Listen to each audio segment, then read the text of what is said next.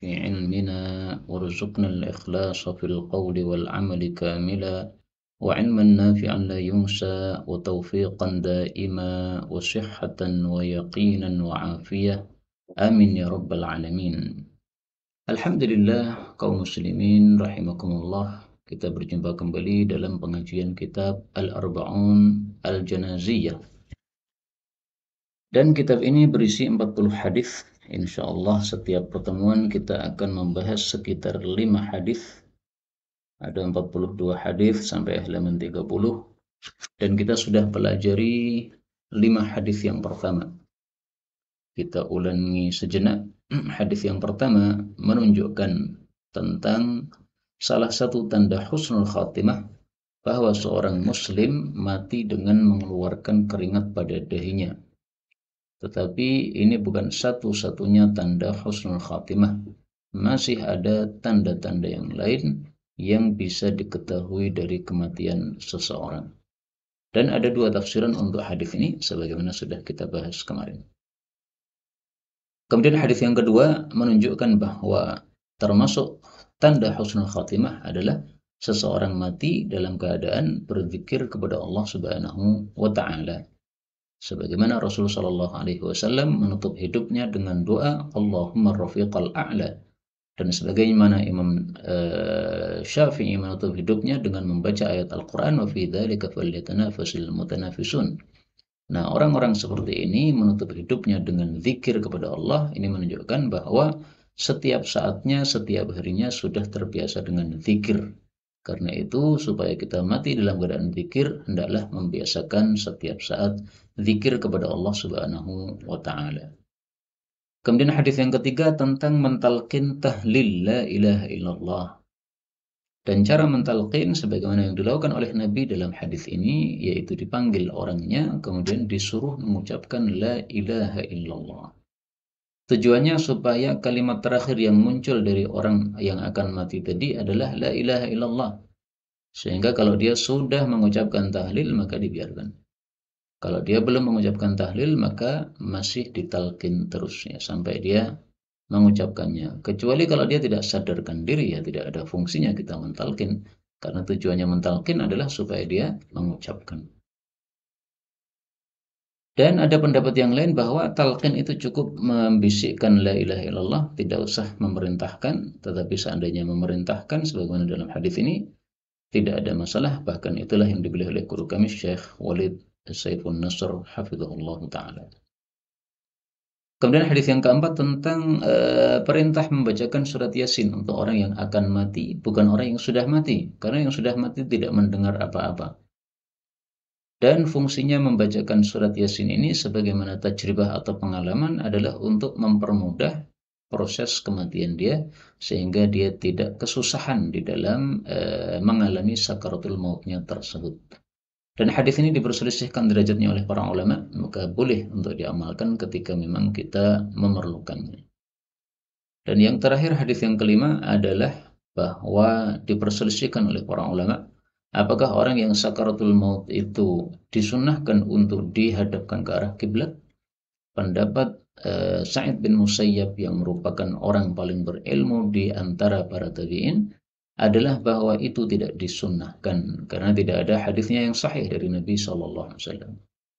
Tapi seandainya kita berpendapat bahwa itu sunnah, mengikuti pendapat yang kedua, tidak ada masalah karena kita temukan ternyata ada hadis yang sahih menunjukkan hal itu juga.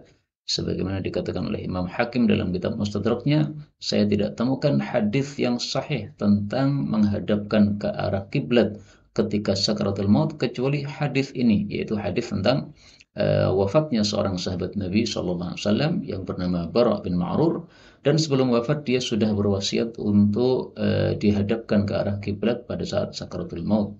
Dan ternyata Rasulullah SAW mengakui perbuatan tersebut dan memuji perbuatan tersebut. Inilah yang sudah kita bahas kemarin. Kita lanjutkan sekarang hadis yang ke-6. Faqala al-muallif rahimahullah wa hafizahullah al-haditsus sadis, hadis yang ke-6. Wa an Abi Hurairah radhiyallahu anhu 'anil Nabi sallallahu alaihi wasallam qala asri'u bil janazah, percepatlah terhadap jenazah. Fa in taku maka jika adalah jenazah itu salihatan, orang yang baik, fa khairun maka ada kebaikan yang besar, tuqaddimunaha yang kalian menyegerakan jenazah itu, yaitu menyegerakan kepada kebaikan tadi. Wa iyyaku dan jika adalah jenazah itu siwa dzalik selain itu, maksudnya bukan orang yang baik, fasyarrun maka ada keburukan tadaunahu yang kalian telah meletakkannya atau menurunkannya an riqabikum dari tengkuk-tengkuk kalian, maksudnya dari tanggungan kalian.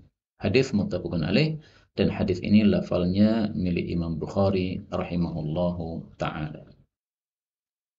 Yang dimaksud mempercepat jenazah itu maksudnya mempercepat di dalam mengantarkan jenazah. Jadi ketika memikul jenazah itu dipercepat langkahnya. Dan kita temukan dalam hadis yang sahih riwayat Imam Ahmad bahwa para sahabat itu ketika mengantar jenazah maka saking cepatnya mereka berjalan hatta taqatta'at ni'aluna sampai terputus sandal-sandal kami ya. Jadi sandalnya cepat saking cepatnya mereka berjalan ya. Dan itu hadisnya bisa ditemukan dalam kitab Muntaqal Akhbar karya Ibnu Taimiyah yang kakek. Karena Ibnu Taimiyah ada dua, ada Ibnu Taimiyah kakek, ada Ibnu Taimiyah cucu ya. Nah, yang terkenal itu adalah Ibnu Taimiyah yang cucu. Nah, ini kitab Muntaqal Akhbar, ini karya Ibnu Taimiyah yang kakek. Kemudian hadis ini menunjukkan hikmah kenapa kita disuruh mempercepat ketika memikul jenazah. Pertama, hikmahnya adalah kalau dia orang yang baik, maka berarti kita sudah menyegerakan jenazah tadi untuk mendapatkan kebaikan yang besar. Nah, kebaikan yang besar ini maksudnya apa? Khairun ini apa ini? Ini maksudnya adalah kebaikan yang dia dapatkan di dalam kuburnya. Karena orang mukmin ketika berada dalam kubur, kemudian ditanyai oleh Munkar Nakir dan dia berhasil menjawab dengan bagus, maka dia mendapat kenyamanan di dalam kuburnya. Sebagaimana sabda Nabi Shallallahu Alaihi Wasallam yang disahihkan oleh Al Imam At-Tirmidzi, meskipun didhaifkan oleh sebagian ulama yang lain, tetapi maknanya sahih. Bahwasanya Rasul Shallallahu Alaihi Wasallam mengatakan, Innamal qabru rawdatun min riyadil jannah. Tiada lain kuburan itu adalah satu kebun dari kebun-kebun surga, au hufratun min hufarin nar, atau sebaliknya menjadi satu lubang dari lubang-lubang neraka. Hadis riwayat Tirmidzi dari Abu Sa'id radhiyallahu anhu. Nah, maka berarti kita sudah menyegerakan orang yang mukmin tadi untuk mendapatkan kebaikan yang besar. Khairun, kenapa diartikan kebaikan yang besar? Karena di sini ditutup dengan tanwin. Dan sebagaimana biasanya yang ditutup dengan tanwin berarti isim nakirah. Sementara kaidahnya mengatakan at-tankir lit-ta'zim. At-tankir penggunaan isim nakirah lit-ta'zim untuk membesarkan. Nah, maka fa khairun ya, kebaikan yang besar. Mudah-mudahan semua kita mendapatkan kebaikan yang besar dalam kubur kita masing-masing. Amin ya rabbal alamin. Kemudian hikmah yang kedua. Apabila jenazah itu adalah orang yang jelek, maka hikmah kita menyegerakan penguburan jenazah tadi, yaitu ketika memikulnya tadi, itu adalah syarrun tada'unahu an raqabikum. Kalian pikul, jadi tanggungan kan? Padahal ini sesuatu yang jelek. Nah, jelek itu segera dilepaskan. Karena itu para ulama mengambil kesimpulan dari hadis ini bahwa keburukan hendaklah kita jauhi. Bahkan orang mati yang buruk pun ya, segera kita jauhi. Dengan cara bagaimana? Ya segera dikuburkan sehingga jauh dari kita. Karena keburukan itu akan merembet kepada orang lain. Terutama kalau orangnya masih hidup ya. Orang masih hidup punya sifat buruk. Nah, kita bergaul dengannya menyebabkan keburukannya akan merembet kepada kita. Sebagaimana sabda Nabi Shallallahu Alaihi Wasallam tentang pertemanan dan persahabatan. Beliau mengatakan ar-rajul ala dini khalilih, seseorang itu sesuai dengan adat atau agama dari kekasihnya. Falyanzur ahadukum may yukhalil. Hendaklah masing-masing memperhatikan dengan siapa dia berteman. Hadis riwayat Abu Dawud sahih. Sebagaimana juga disebutkan oleh orang-orang Arab, al-mar'u ibnu bi'atihi. Al-mar'u seseorang itu ibnu bi'atihi, putra dari lingkungannya. Artinya kalau lingkungannya baik, dia akan jadi orang baik. Lingkungannya buruk, dia biasanya jadi orang buruk. Lingkungannya suka salat jamaah, dia salat jamaah. Lingkungannya ikut pengajian, ya hadir pengajian, dia akan paham pengajian juga. Nah, itu makna al-mar'u ibnu bi'atihi. Maka keburukan hendaklah segera kita jauhi supaya tidak berteman dengan yang buruk-buruk. Kita lanjutkan al-haditsus sabi, hadis yang ketujuh. Wa an Ummi Salamah radhiyallahu anha qalat, dakhalatlah masuk Rasulullah sallallahu alaihi wasallam ala Abi Salamah kepada Abu Salamah, waqad syaqqa basaruhu dan telah melirik kepalanya, maksudnya melirik ke arah atas. Dan ini menunjukkan bahwa orang mati itu bisa melihat roh yang keluar dari tubuhnya, sebagaimana akan disabdakan oleh Nabi. Fa'aghmadahu, maka Nabi pun memejamkannya. Ini menunjukkan bahwa orang mati hendaklah matanya dipejamkan. Karena kalau dibiarkan melorok dan lama dibiarkan begitu, nanti akan susah untuk ditutup kembali. Dan itu menyebabkan orang yang melihatnya jadi ketakutan. Ya, maka segera ditutup. Tapi hendaklah menutupnya ini menunggu proses kematiannya betul-betul selesai. Karena ada seorang ulama yang ketika mati matanya melirik ke atas, tengah-tengah melirik ke atas, kemudian muridnya langsung menutupkannya. Maka dalam mimpi dia bertemu dengan gurunya ini, ditanya bagaimana kondisi Pak Guru. Ya, alhamdulillah saya diampuni oleh Allah, baik. Cuman saya ketika mati itu sangat susah. Karena apa? Kamu menutup mata saya sebelum waktunya selesai. Jadi ini waktunya masih melirik ke atas malah ditutupkan. Itu berarti menyusahkan orang tersebut. Makanya di rumah sakit kan juga kalau ada orang mati kan disuruh menunggu berapa jam dulu kan, tidak boleh langsung diambil. Nah, itu salah satunya untuk meyakinkan bahwa betul-betul dia sudah mati betulan. Karena kadang-kadang orang dianggap mati ternyata masih hidup. Tsumma qala, kemudian Rasul mengatakan, inna ruha, sesungguhnya nyawa, idza qubida, apabila dicabut, yaitu oleh malaikat pencabut nyawa, tabi'ahul basar, mengikutinya mata. Maksudnya mata bagi si mayit tadi. Jadi roh yang melayang itu hanya si mayit yang bisa melihatnya. Adapun keluarganya tidak bisa melihatnya karena roh itu termasuk perkara yang gaib. Fadajjanasun, maka berteriaklah, histerislah beberapa orang min ahli, dari keluarganya Abu Salamah. Faqal, maka Nabi menasihati, la tad'u ala anfusikum, janganlah kalian berdoa jelek terhadap diri-diri kalian. Kata-kata doa kalau disambung dengan ala, nah itu berarti maksudnya doa keburukan, jangan doa buruk. Illa bi khair, akan tetapi dengan kebaikan. Jadi illa di sini bukan diartikan kecuali ya, tetapi akan tetapi. Karena kalau diartikan kecuali ya kalimatnya tidak nyambung. Jangan doa jelek kecuali baik. Maka yang benar adalah jangan doa jelek tetapi doalah yang baik. Nah, illa diartikan dengan akan tetapi, itu disebut dalam bahasa Arab istithna munqati'. Kalau illa diartikan kecuali, itu disebut istithna muttasil. Ini bagi yang belajar bahasa Arab sudah paham. Nah, supaya kita paham saja bahwa illa itu kadang-kadang diartikan kecuali, kadang-kadang diartikan akan tetapi. Nah, di sini diartikan akan tetapi.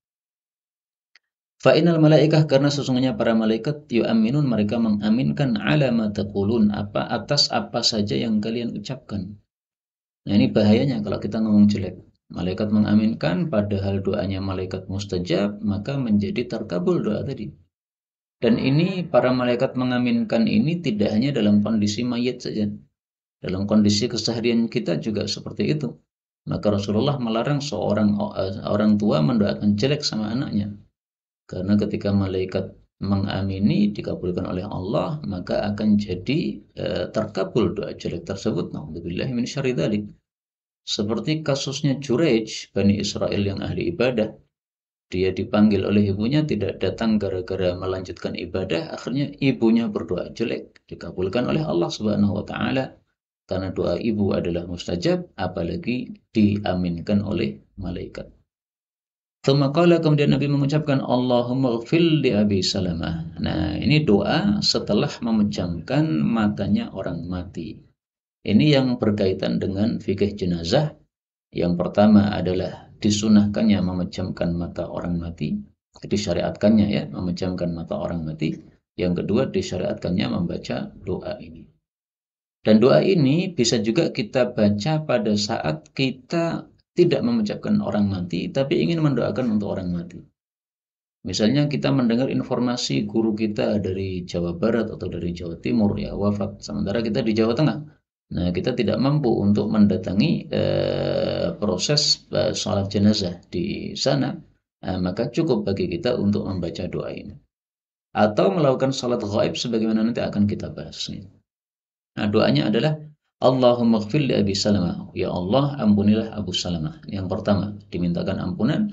Dan ini menunjukkan bahwa yang paling penting bagi orang mati adalah diampuni oleh Allah Subhanahu wa Ta'ala.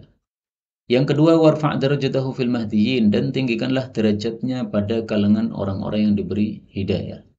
Nah, maka manusia derajatnya bertingkat-tingkat sebagaimana disebutkan oleh Allah dalam Al-Qur'an, wa likullin darajatun mimma 'amilu. Masing-masing orang mendapatkan derajat sesuai amal masing-masing. Nah, kita mintakan supaya derajatnya ditinggikan oleh Allah. Yang ketiga, wakhlufhu fi aqibihi, dan gantikanlah dia dalam keturunan dia fil ghabirin, pada orang-orang yang masih tersisa, yaitu dari kalangan kerabatnya atau keluarganya yang masih hidup. Nah, dia mati, ada penggantinya. Penggantinya Allah Subhanahu wa Ta'ala. Nah, kalau sudah digantikan oleh Allah, sudah nggak perlu susah. Waghfir lana wa lahu ya rabbal alamin, dan ampunilah untuk kami dan untuk dia wahai Rabb seluruh alam. Ini menunjukkan bahwa kalau kita mendoakan orang bersama kita, maka paling bagusnya kita sebutkan kita terlebih dahulu. Waghfir lana, ampunilah kami, walahu, baru kemudian orang lain. Karena kita lebih penting mendapatkan apa yang kita minta daripada kita memintakan terhadap orang tersebut. Kita juga sama-sama butuh kepada ampunan Allah Subhanahu wa Ta'ala. Wafsah lahu fi qabri, dan luaskanlah bagi dia dalam kuburannya. Wa nawwir lahu fi, dan sinarilah bagi dia di dalam kuburannya. Hadis riwayat Imam Muslim. Ini doa bisa dihafalkan sehingga ketika ada orang mati dan kita tidak mampu ikut salat jenazah, menghadiri salat jenazahnya, kita bisa membaca doa ini. Kemudian hadis ini menunjukkan bahwa kuburan itu ada yang luas, berarti ada juga yang sempit sebaliknya. Dan ini menunjukkan bahwa kuburan ada yang bersinar, berarti sebaliknya ada yang gelap gulitan. Nah, kalau kuburan yang luas, luasnya seberapa? Kita temukan dalam hadis yang sahih, Rasulullah SAW berbicara tentang orang mukmin yang sudah menjawab 3 pertanyaan malaikat Munkar Nakir, maka thumma yufsahu lahu fi qabrih, diluaskan untuk dia dalam kuburannya. Sab'una dira'an fi sab'in. 70 hasta kali 70 hasta. Jadi luasnya itu adalah apa? 70 kali 70. 1 hasta ini setengah meter. Nah, berarti luasnya itu adalah apa? 30 meter kali 30 meter. Luas sekali kan? Ya. Antum sendirian di satu tempat, luasnya 30 kali 30. Ini sangat luas. Itu kalau hastanya hasta kita. Bagaimana kalau yang dimaksud adalah hasta yang lain? Nah, lebih luas lagi. Thumma yunawwaru lahu fih, kemudian disinari bagi dia dalam kuburan tadi. Thumma yuqalu nam, lalu dikatakan silahkan tidur. Maka si mukmin ini mengatakan, saya ingin pulang kepada keluarga saya yang di dunia, supaya saya bisa mengabari mereka bahwa ternyata di kuburan nyaman, enak sekali, sehingga yang ditinggal mati supaya nggak usah susah. Maka dia pengen hidup lagi. Tapi malaikat Munkar Nakir mengatakan, silahkan tidur seperti tidurnya pengantin yang tidak akan dibangunkan kecuali oleh kekasihnya yang paling dia cintai, sampai Allah membangkitkan dia dari kuburannya tersebut. Nah, ini nasibnya orang-orang beriman, dan kita berharap kepada Allah bahwa apa yang kita baca ini kita semua akan mengalaminya di kubur kita masing-masing. Amin ya rabbal alamin. Ini hadis riwayat Tirmidzi sahih. Kemudian hadis yang ke-8, al-hadits tsamin. Wa an Aisyah radhiyallahu anha anna Rasulullah sallallahu alaihi wasallam hina tuwfiya, ketika telah wafat, Sucia beliau ditutupi biburdin hibaratin, dengan selendang hibarah. Hadis muttafaqun alaih. Hadis ini menunjukkan disyariatkannya orang yang sudah mati ditutupi dengan kain. Kapan menutupinya dengan kain ini? Setelah dilepaskan dan dilucuti baju-bajunya. Jadi misalnya saya memakai gamis merah ini, kemudian saya mati, ya. Nah, maka gamis ini dilepas sampai tidak ada kain yang menutupi tubuh si mayit tadi. Nah, kalau sudah begitu baru ditutupi dengan kain. Tujuannya apa? Supaya tidak mudah rusak jasadnya. Karena jasad ini ketika sudah mati kemudian masih memakai kain yang ada keringatnya, ini bisa mempercepat kerusakan tubuh tersebut. Nah, maka dilepas supaya tidak ada kain yang menempel padanya yang sudah terkena keringat tadi, kemudian ditutup dengan kain yang lain. Dan ditutupnya ini tujuannya supaya tidak tampak auratnya. Karena orang mati itu begitu mati seluruh tubuhnya jadi aurat, dari kepala sampai kaki, seluruhnya. Kalau kita masih hidup kan aurat kita terbatas, ya, dari laki-laki dari lutut sampai dengan pusar. Perempuan seluruh tubuhnya aurat selain wajah dan telapak tangan. Tapi kalau sudah mati semua dari awal sampai akhir semuanya aurat, maka harus ditutupi. Sehingga cara menutupinya menurut para ulama adalah bagian ujung kepala ini ditekuk sehingga ditaruh di bawahnya kepala. Bagian ujung kaki juga begitu, kainnya ditekuk, ditaruh di bawah kaki. Nah, sehingga dua-dua ujungnya sama-sama terjepit oleh kepala dan kaki, maka ini tidak mudah untuk terlepas. Nih, itu cara menutupi jenazah yang sudah mati. Ini dilakukan setelah dilepas baju-bajunya. Kemudian di sini Rasulullah ditutupi dengan kain hibarah. Apakah ini harus kain hibarah? Tidak. Dengan kain apapun tidak ada masalah. Kain putih boleh. Kalau di Indonesia mungkin kain jarik warna apa itu, batik, ya, tidak ada masalah. Dan batik malah lebih sesuai dengan hibarah, karena hibarah itu adalah kain buatan Yaman yang motifnya itu garis-garis. Ada putihnya, terus ada garisnya hijau. Nah, garis-garis begitu. Jadi bukan kain yang polos. Nah, kalau ada orang mati, kemudian kita tutupi dengan kain yang tidak polos. Kalau di Indonesia berarti kain batik tadi. Ini malah lebih sesuai dengan apa yang dilakukan terhadap tubuh baginda Rasulullah Shallallahu Alaihi Wasallam. Tapi bebas dengan kain apapun. Ya. Adapun kain hibarah untuk kafan, nah itu nanti ada pembahasannya pada hadis yang lain insyaallah taala. Kemudian muslimin rahimani wa rahimakumullah, apa sih yang dimaksud sebagai burdah? Ya. Burdah sering diartikan selendang. Ya. Burdah itu definisinya adalah kain yang segi empat yang agak kecil. Itu namanya burdah. Ya. Jadi tidak sangat panjang sekali, tidak. Ya, paling pas untuk menutupi tubuh manusia. Ya. Itu namanya burdah. Nah, burdah hibarah ini termasuk kain yang istimewa sehingga Nabi suka dengan kain hibarah. Bisa jadi karena Nabi suka dengan kain hibarah, sehingga di rumahnya ada kain tersebut, maka yang ditutupkan ya kain itu. Sehingga ini bukan harus hibarah, bukan, ya apa yang mudah. Nah, maka seperti yang saya katakan tadi, kalau di Jawa yang mudah, di Indonesia adalah yang mudah kain jarik, kain batik, ya sudah, kain batik. Tidak perlu kita memaksa-maksakan untuk pesan kain hibarah supaya ditutupkan pada jenazah mayit, tidak, ya, karena ini maksudnya yang mudah untuk didapatkan. Nah, kebetulan waktu itu didapatkan kain hibarah. Kita lanjutkan al-hadits tasi, hadis yang ke-9.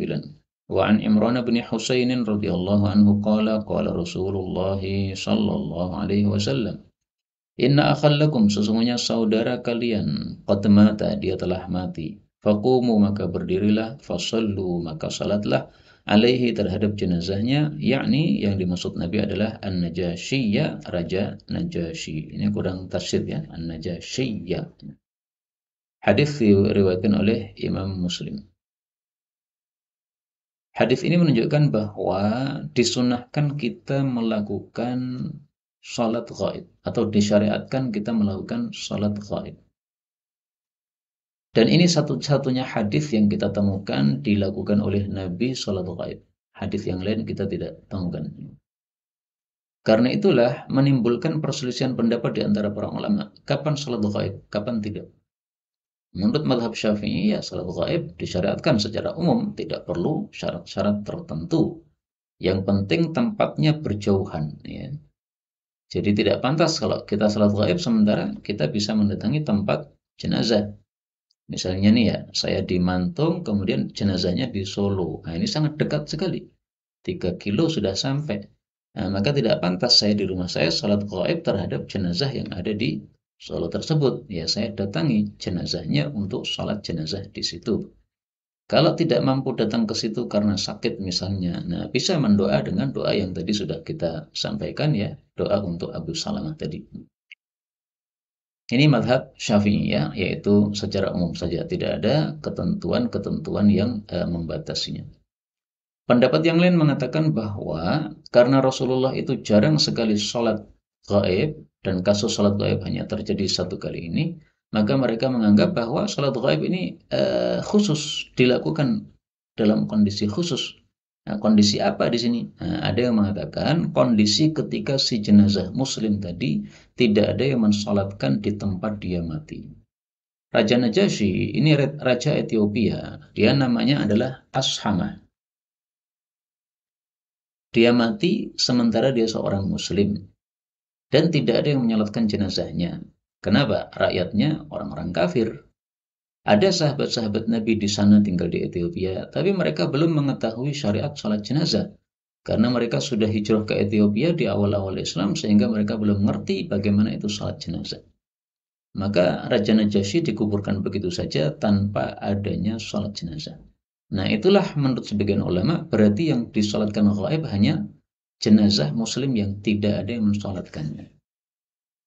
Maka kalau mengikuti pendapat ini ya salat gaib sangat jarang kita lakukan karena sekarang ini sudah hampir rata-rata ya di semua tempat ada orang muslim sehingga ketika ada muslim yang mati pasti sudah ada yang mensalatkannya. Pendapat yang lain mengatakan bahwa salat gaib dikhususkan untuk orang-orang yang punya jasa besar terhadap Islam dan kaum muslimin. Ini Raja Najasyi menyelamatkan beberapa sahabat Nabi SAW dari siksaan orang-orang kafir Quraisy sehingga mereka tinggal aman, nyaman di negeri Ethiopia dalam perlindungan Raja Najasyi. Nah, maka karena jasanya yang besar ini oleh Nabi SAW kemudian disolatkan. Tapi kalau kita mengikuti mazhab Syafi'i, bolehnya sholat gaib secara umum tidak ada masalah. Karena kita bukan ulama dan kita disuruh oleh Allah untuk mengikuti ulama. Nah, ada 3 pendapat tadi, kita pilih yang mana terserah. Kita orang Indonesia rata-rata mazhabnya Syafi'i, pakai mazhab Syafi'i, nggak ada masalah. Dan itulah yang dilakukan oleh guru kami Ustaz Mudzakir hafizahullah taala.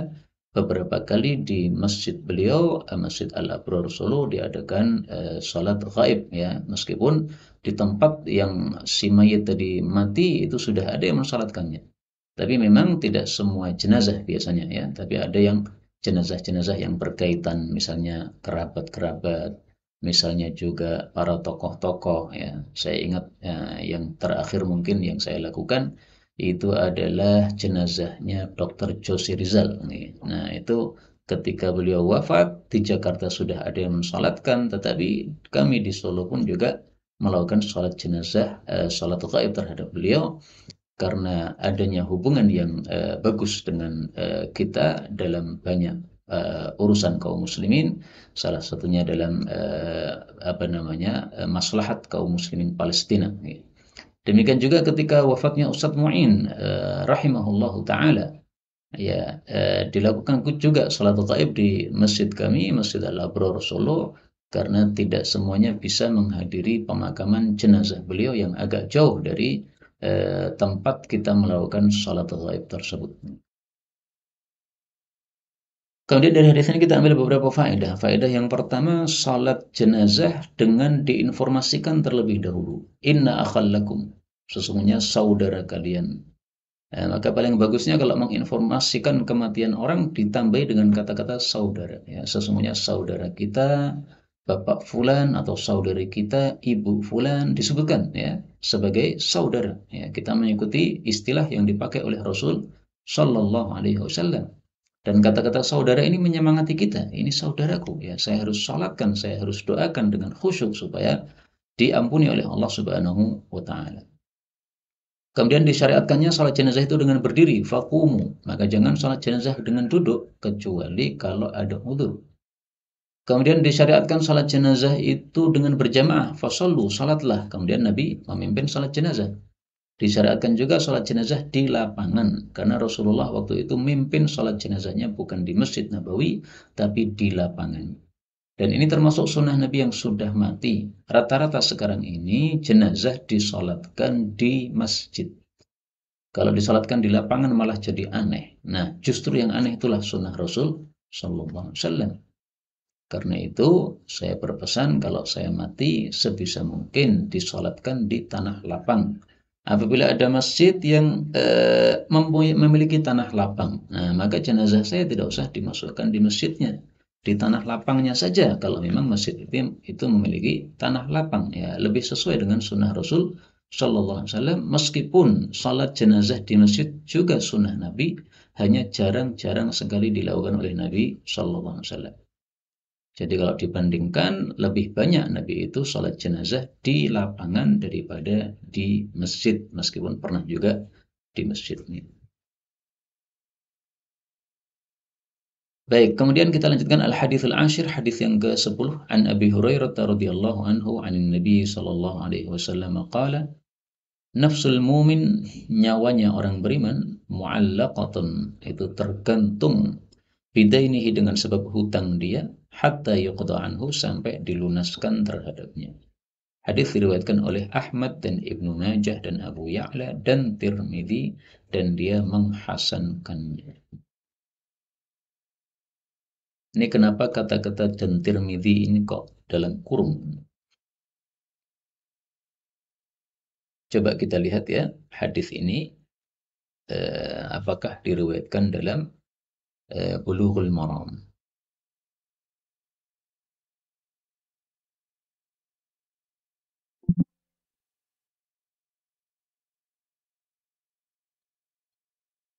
Nah, ternyata ada di sini ya. Hadis diriwayatkan oleh Ahmad dan Tirmidzi dan dia menghasankannya. وقال الترمذي هذا حديث حسن قلت هو الصحيح إذ له شواهد عن أربعة من الصحابة. Nah, jadi ini tampaknya saya tambahkan wat Tirmidzi wa hasanah dalam kurung ini untuk memberi tanda bahwasanya hadisnya sebenarnya tidak hanya hasan tapi bahkan sahih. Ini tanda kurung dihapus juga nggak ada masalah ya. Nah, tapi dulu saya menulisnya itu dikasih tanda kurung untuk memberi tanda saja bahwa hadis ini tidak hanya hasan, tapi justru sahih. Nah, sahih itu berarti tingkatnya lebih tinggi karena dia memiliki syahid-syahid, yaitu hadis-hadis yang semakna dengan. Nah, salah satu hadis yang semakna dengannya ini saya tampilkan di sini. Rasulullah Shallallahu Alaihi Wasallam bersabda, sekaligus hadis ini menjelaskan apa makna tergantung itu. Yang dimaksud tergantung adalah inna akhaka mahbus, sesungguhnya saudaramu yang sudah mati itu tertahan, bidainihi, gara-gara hutang dia, faqdi anhu, maka lunasilah hutangnya tersebut. Hadis riwayat Ibnu Majah sahih. Jadi ini kisahnya ada seorang sahabat Nabi mati, kemudian Nabi mengetahui dari wahyu bahwa orang tadi tertahan. Nah, maka Nabi kemudian panggil saudaranya yang masih hidup. Kemudian Nabi mengatakan, saudaramu yang sudah mati itu sekarang ini masih tertahan. Gara-gara apa? Hutangnya belum dilunasi. Maka sekarang kamu lunasilah. Nah, itulah makna dari kata-kata mu'allaqah. Jadi tergantung itu bukan gentayangan, bukan ya. Jadi kalau ditafsiri ini nyawanya orang mukmin gentayangan sehingga jadi pocongan, itu nggak benar ya. Karena satu hadis ditafsiri dengan hadis yang lain. Jadi tergantung maksudnya tertahan. Tertahan maksudnya apa?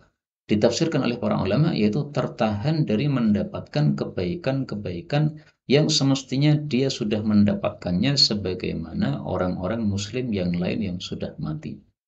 Seperti tadi sudah kita sebutkan ya.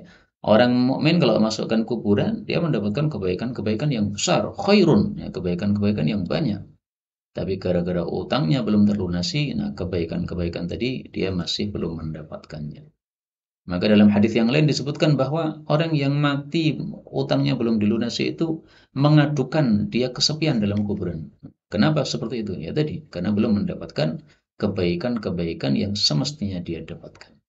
Ada juga yang mengatakan maksudnya tertahan dari jannah. Orang mukmin kan kalau sudah mati nyawanya ini kemudian dimasukkan oleh Allah pada burung hijau kemudian bisa terbang-terbang di jannah.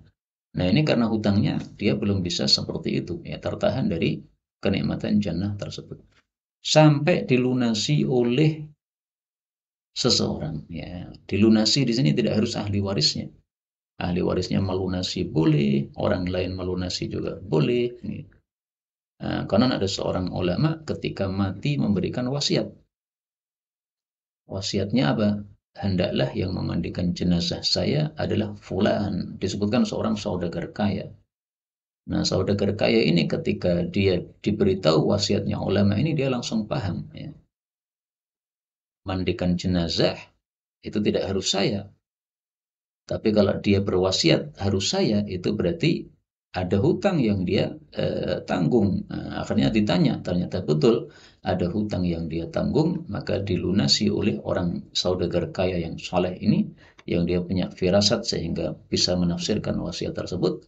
Maka seolah-olah dengan sebab dia lunasi tadi, dia sudah memandikan jenazahnya, karena memandikan jenazah ini hanya bahasa isyarat dari alim yang mati tadi bahwa dia masih butuh kepada bantuan orang lain untuk bisa mendapatkan kebaikan-kebaikan di dalam kuburnya. Kaum muslimin rahimani wa rahimakumullah. Karena itu janganlah kita mudah-mudah berhutang kecuali kalau memang diperlukan dan dalam perkara-perkara yang memang diperbolehkan oleh Allah Subhanahu wa taala. Adapun utang untuk perkara-perkara yang tidak diperbolehkan oleh Allah, nah ini bahaya ini. Utang, riba, ya, ini bahaya kayak begini. Mari kita lihat sabda Nabi Shallallahu Alaihi Wasallam.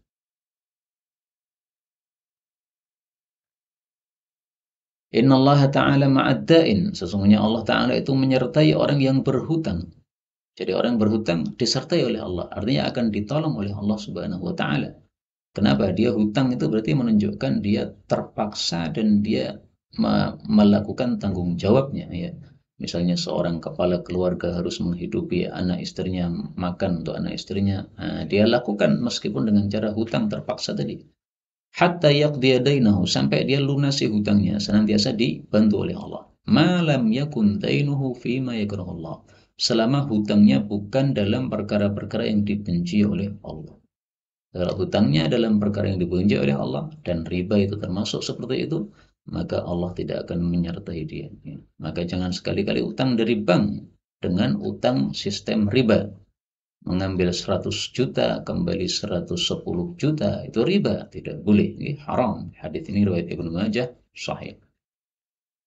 Kemudian sebagai penutup, rawi-rawi hadis-hadis yang kita baca akan kita bicarakan ringkas. Abu Hurairah, ini sahabat Nabi yang paling banyak meriwayatkan hadis Nabi sehingga disebut dengan istilah rawiyatul Islam. Rawinya kaum muslimin, karena paling banyak meriwayatkan hadis, ada 5.000 hadis yang riwayatkan dari Nabi sallallahu alaihi wasallam. Adapun Imran bin Husain, ini sahabat Nabi juga, sehingga kalau mendoakan radhiyallahu anhuma. Dan Husain dulu pernah kafir, sehingga ditanya oleh Nabi, wahai Husain, Tuhanmu berapa? Dia mengatakan ada 7. Yang 6 ini Tuhan yang ada di bumi. Satunya Tuhan yang ada di langit. Nah, maka Nabi mengatakan, ya sudah, yang 6 itu kamu buang. Karena kalau kamu butuh-butuh pasti lari kepada zat yang ada di langit. Nah, maka orang-orang kafir zaman dulu juga menyembah Allah, hanya menyembahnya dengan cara syirik, dan itu yang tidak diinginkan oleh Allah Subhanahu wa taala. Aisyah ini istri Nabi Shallallahu alaihi wasallam yang paling utama setelah Khadijah. Kemudian Ummu Salamah ini juga istri Nabi Shallallahu alaihi wasallam dan termasuk istri Nabi yang terkenal cerdas sebagaimana Aisyah. Maka dua orang ini, ya, Ummu Salamah dan Aisyah, ini dua istri Nabi yang terkenal sangat-sangat cerdas. Ummu Salamah namanya adalah Hindun. Kemudian untuk menghafal nama-nama istri Nabi SAW, ada seorang syekh meringkasnya dengan kata-kata khas ma'ajazar sihah. Khas selada ma'ajazar bersama wortel sihah, menyebabkan sehat. Ini ringkasan nama-nama istri Nabi. Ya. Kha itu berarti Khadijah, Sin itu berarti Saudah, Mim itu berarti Maimunah, istri terakhir Nabi SAW. Ain tadi, ya, Aisyah. Jim ini berarti adalah Jim siapa? Jim Juwairiyah ya. Jadi ada istri Nabi yang bekas budak itu 2 orang. Namanya yang pertama Juwairiyah, yang kedua ini Sofia. Ini awalnya bekas budak semuanya. Kemudian dimerdekakan oleh Nabi, kemudian jadi istri Nabi. Zain ini Zainab, tapi Zainab ada 2, ada Zainab Ummul Masakin yang tidak begitu terkenal karena hanya sekitar 3 bulan jadi istri Nabi atau beberapa bulan.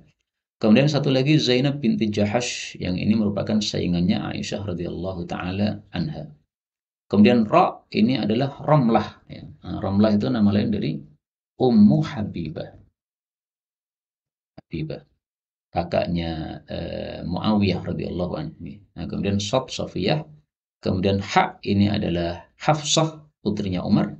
Kemudian Ha itu Hindun tadi ya. Hindun adalah Ummu Salamah. Nah, ini ringkasan nama-nama istri Nabi yaitu Khas Ma'ajazar Sihah. Khas selada Ma'ajazar bersama wortel Sihah menjadi sehat. Ini untuk memudahkan saja ya. Tapi jangan untuk dipermainkan. Ini yang dapat kita sampaikan pada pertemuan kali ini, benarnya dari Allah Ta'ala. Kalaupun ada salahnya, fa astaghfirullahaladzim wa lakum walhamdulillahi rabbil alamin.